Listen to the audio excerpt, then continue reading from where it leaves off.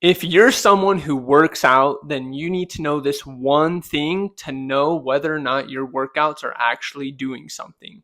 Hey guys, it's Andrew and we're back again with another video, this time talking about muscle soreness and whether or not it's actually a good indicator if your workout was good or not, right? We've probably all been guilty at some point where we hit the gym really hard, then we're super sore for the next few days, and we think, wow, what a great workout, right? I must have hit the gym so hard, that workout's gonna do amazing things for me. But is that actually true? Is soreness a good indicator of a good workout? Those are the kinds of questions we are going to answer today. Okay. Now, I've got this nice little chart drawn up here on my whiteboard. Hopefully, you can see it. We're going to go over it in a second here. But I'm going to link the study, of course, in the description of this video. I'd highly recommend you go check it out. It's really long. We're just going to cover some basic summarization points from this study. But this study was using eccentric exercises, which is just an exercise where we're more focused on the lengthening of a muscle. So the opposite of a bicep curl, right? If I lower it as slow as I can, that's an eccentric exercise, okay? Concentric is when we're flexing and shortening those muscles. Eccentric is lengthening, okay? And eccentric muscle actions are what cause soreness to begin with. We know that. We know that there's structural damage at some level within our muscles when we do those kinds of exercises.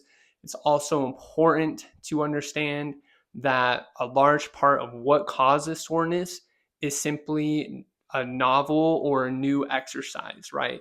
So when you do something for the first time, whatever exercise it is, especially if it's eccentric, you are going to be sore simply because your body is not used to it, okay?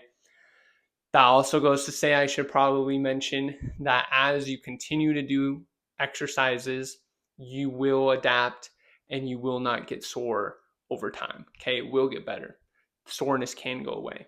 Okay, so let's get into this chart here. Okay, so there's this theory that maybe muscle soreness is actually more of an inflammatory response than an indicator of a good workout. Okay, and this chart is trying to depict all of that stuff. Okay, and again, this is just a small sample size of what's actually talked about in the study, but I just found that this theory is pretty interesting and they make a really good point at the end here. So what we have, we start with number one down here is muscle strain. Okay, so you work out, you're stretching those muscles, right? You're causing some damage. Great. That kind of strain is going to produce and release some what we call chemokines. Hopefully, I'm saying that right. Either way, these are signaling proteins, okay? And you'll see what they do in a second. So these chemokines, they will leave the muscle cell here. This is supposed to be the membrane. They leave the muscle cell, they come out here into what we call the extracellular matrix, just floating around, okay, outside the cell. There's also these interstitial cells that may also release these chemokines, signaling proteins, okay? These proteins will then go and enter our bloodstream. Then they come down and recruit inflammatory cells. Okay.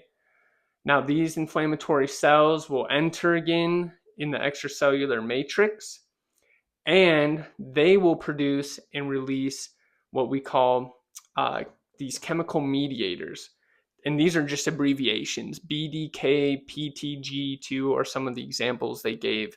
Not super important. They're just chemical mediators. And then it's hypothesized that these mediators will do one of two things. One is they will just come and bind to the muscle receptors, which are called nociceptors, and they will just bind to the receptor, and that signals to our brain that there's pain or soreness. That's it. Or these chemical mediators will come back. They'll actually bind to a receptor on the muscle cell, and that will cause this process where the muscle cell will actually create these proteins that turn into nerve growth factor. That's what's here. And then that nerve growth factor will again come and bind to the muscle receptor, and then again signaling to the brain that there's pain or soreness. Okay. So this is the pathway of muscle soreness essentially. Okay. And it's a pretty strong argument that none of this is really indicative of a good workout. It just means that you caused some muscle damage, and it's causing an inflammatory response, right? That's why our muscles will swell up. That's why they get painful. It's just an inflammatory response. Okay. Now, what is a good indicator of a good workout? Okay. And this is kind of what it all comes down to. And it says in the study that force loss or force production loss, force loss production, however you want to say it, is a much better indicator of a good workout. Okay.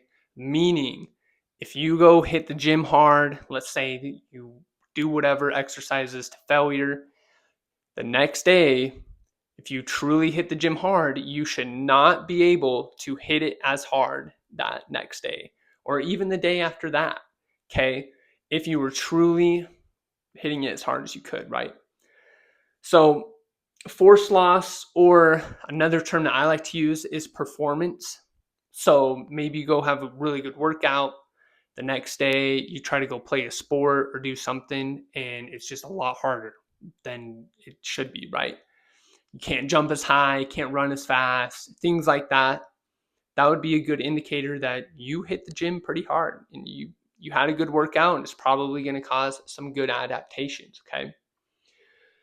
So this is kind of the gist of it in a nutshell. Super quick video here. Leave a comment on what you think about this. The study is super cool. They go into a lot more pathways and things like that aren't covered here. But performance, you guys, track performance. That's going to be key to knowing whether or not what you're doing in the gym is actually working or not. I'll see you guys on the next one.